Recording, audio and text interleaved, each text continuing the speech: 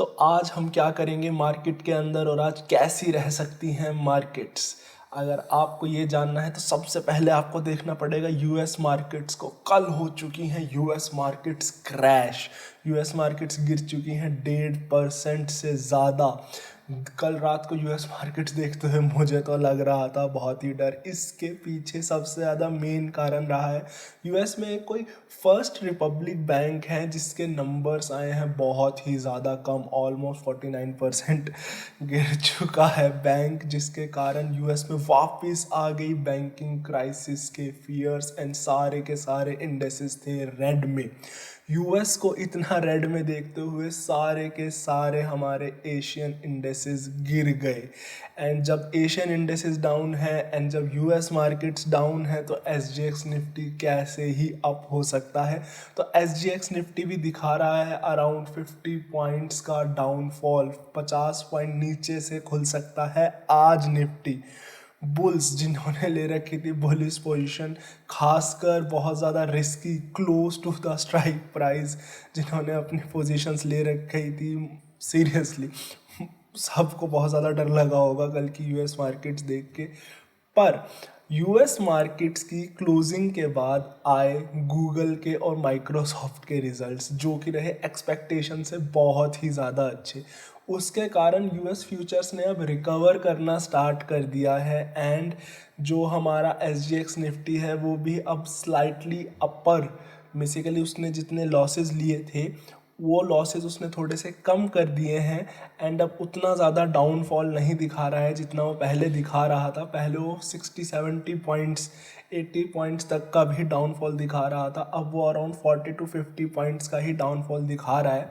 हो सकता है जब तक मार्केट ओपन हो तब तक ये डाउनफॉल थोड़ा और कम हो जाए क्योंकि यूएस फ्यूचर्स रिकवरी की तरफ हैं, क्योंकि टेक्नोलॉजी स्टॉक्स में उनको आज एक बेसिकली बूस्ट मिला है गूगल और माइक्रोसॉफ्ट के थ्रू।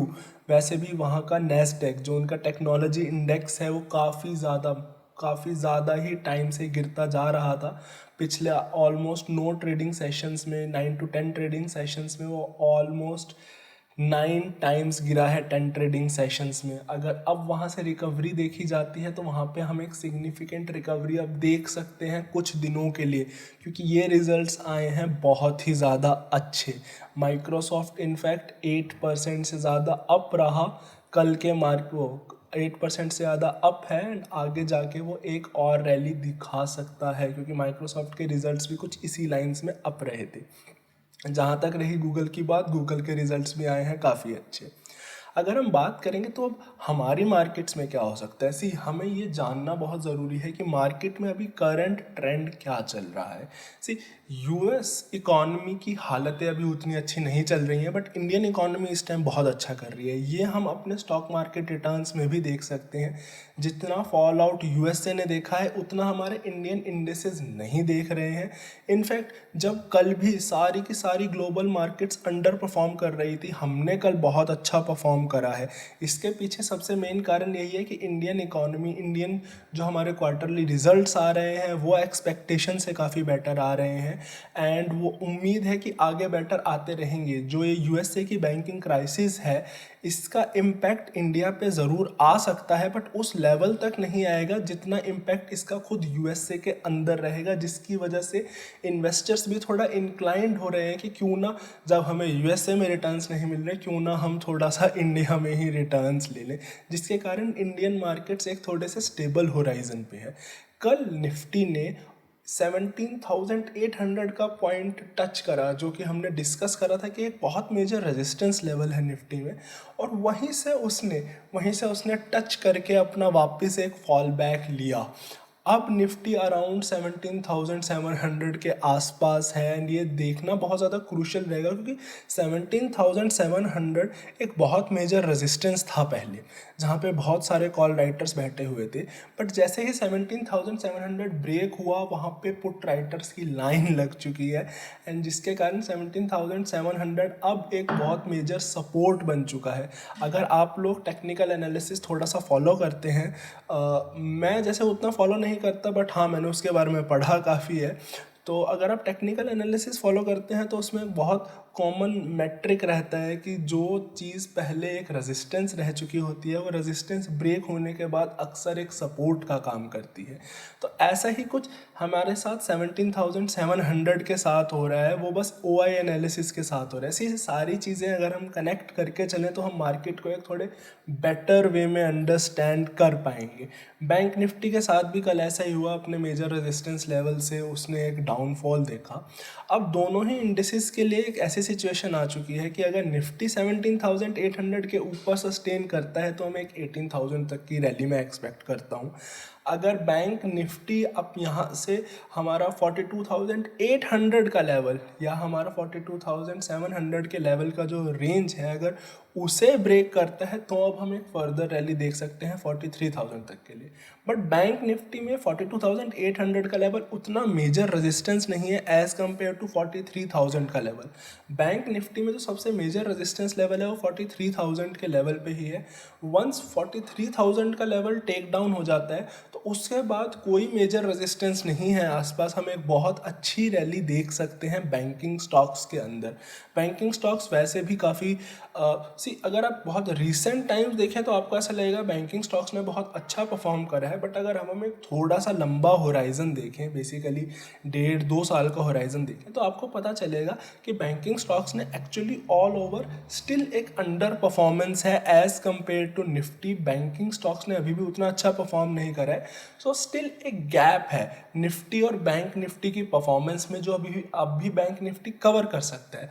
एंड हिस्टोरिकली हमारे लिए ये भी जानना बहुत ज़रूरी है कि जो कंपाउंडेड रेट ऑफ ग्रोथ रहा है बैंक निफ्टी का वो शुरुआत से निफ्टी 50 से ज़्यादा रहा है। अगर हम 10 साल या 15 साल का होराइजन लेके चलें तो बैंक निफ्टी ने आउट परफॉर्म करा है निफ्टी 50 को।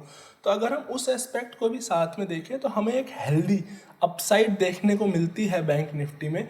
बट हाँ, एक जो कॉन्ट्रेरी थिंग है जो बैंक निफ्टी के साथ जा रही है वो ये जा रही है कि अगर यूएस में बैंकिंग स्टॉक्स ही प्रेशर में आने लग जाएंगे तो इंडियन बैंकिंग स्टॉक्स को गिरने से कोई नहीं रोक सकता, क्योंकि इंडियन बैंकिंग स्टॉक्स में सबसे ज़्यादा वेटेज है प्राइवेट सेक्टर बैंक्स की। एंड प्राइवेट सेक्टर बैंक्स में बहुत ही ज़्यादा हेल्दी होल्डिंग्स हैं हमारे FIIs की, फॉरेन इंस्टीट्यूशनल इन्वेस्टर्स की। तो अगर वहाँ के बैंक्स गिरते हैं तो आप इस बात का विश्वास रखें कि वो यहाँ के बैंक्स में ज़रूर सेलिंग करेंगे। एंड बैंक्स खासकर HDFC bank, Kotak Mahindra bank, ICICI bank आज एक अच्छी खासी सेलिंग प्रेशर में आ सकते हैं, क्योंकि वहाँ के बैंक्स अभी सेलिंग प्रेशर में है। IT सेक्टर के लिए आज का दिन थोड़ा अच्छा रह सकता है, क्योंकि वहाँ के IT सेक्टर के अच्छे रिजल्ट्स के कारण यहाँ के IT सेक्टर के सेंटिमेंट्स इंप्रूव होते हैं। हमारे लिए ये जानना बहुत ज़रूरी है कि ये जो इन्वेस्टर्स हैं ये मोर और लेस कॉमन है, चाहे वो इंडिया में हो चाहे वो US में हो। US के इन्वेस्टर्स के अगर टेक स्टॉक्स अच्छे काम करेंगे तो वो इंडिया के टेक स्टॉक्स में ज़्यादा पैसे लगाते हैं। एक हेल्दी आपका मूड खुश होता है तो आप सबसे अच्छे से बात करते हैं, ये वैसे वाली बात है इन्वेस्टर्स के साथ।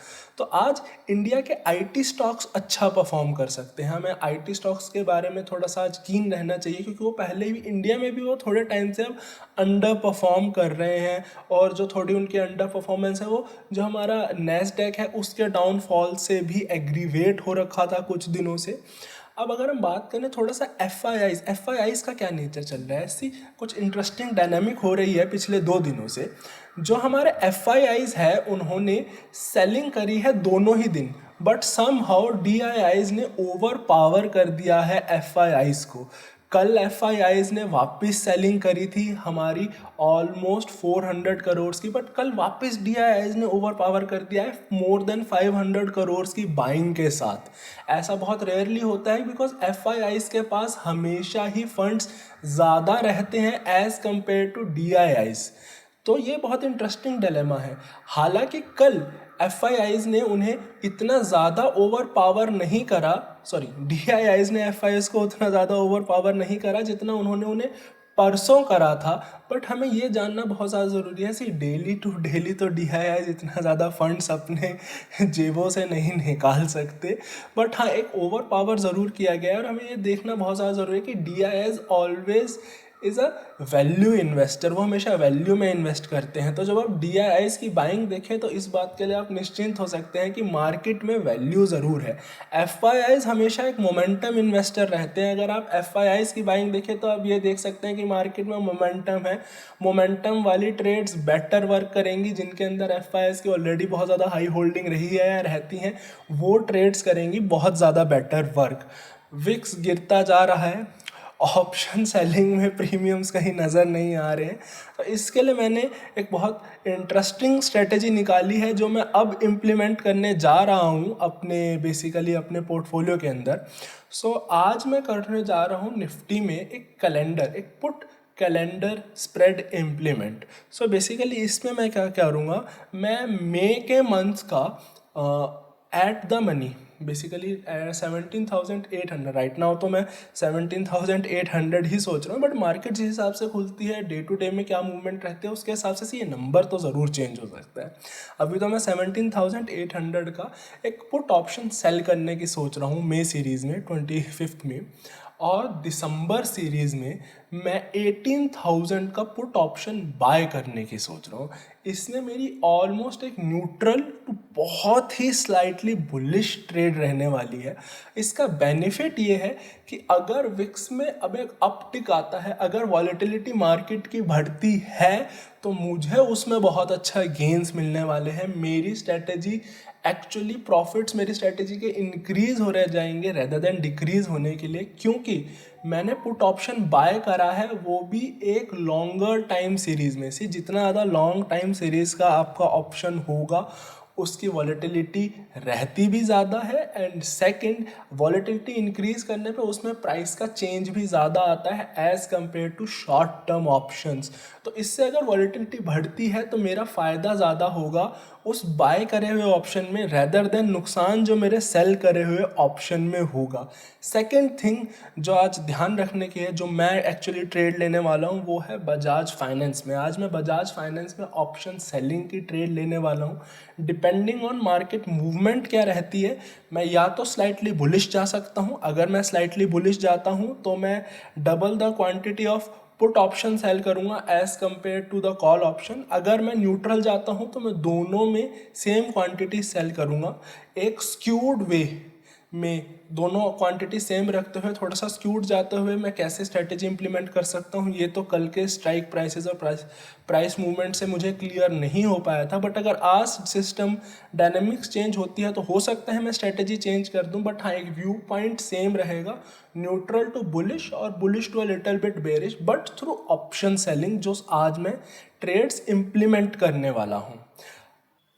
हाँ, तो जाते जाते एक आखिरी नोट, ये कोई बहुत ज़्यादा बेसिकली इम्पॉर्टेंट या मार्केट के लिए अभी के लिए एक्चुअली उतनी सिग्निफिकेंट न्यूज़ तो नहीं है, बट या हमें अगर हमने कल मार्केट मूवमेंट्स देखी हो तो हमें ये ज़रूर पता चला होगा कि कोटक महिंद्रा बैंक ने कल बहुत वॉलेटाइल मूव्स देखे थे। उसके पीछे जो कारण देखा जा रहा है वो ये देखा जा रहा है कि जो उदय कोटक हैं, उनके अपॉइंटमेंट एज अ डायरेक्टर में अभी थोड़ी सी विघ्न आ रही है। RBI वहाँ से डिसाइड कर रहा है कि उन्हें एज अ डायरेक्टर वापस अपॉइंट किया जा सकता है, नहीं किया जा सकता, क्योंकि ये उनके रूल्स में थोड़े से ग्रे एरिया में लाई करता है।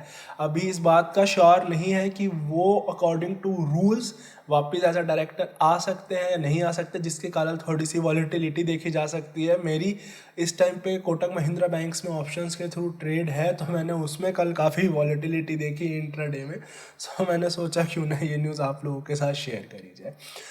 आज की ट्रेड्स में बस कुछ ऐसा ही रहने वाला है। मैं अपनी ये 2 स्ट्रेटेजीज इंप्लीमेंट करने के बारे में सोचूंगा। अगर कुछ और अपॉर्चुनिटीज़ आती हैं तो उनके बारे में ज़रूर देखूंगा। आशा करता हूँ आज आपकी ट्रेड्स अच्छी रहे एंड हैप्पी इन्वेस्टिंग।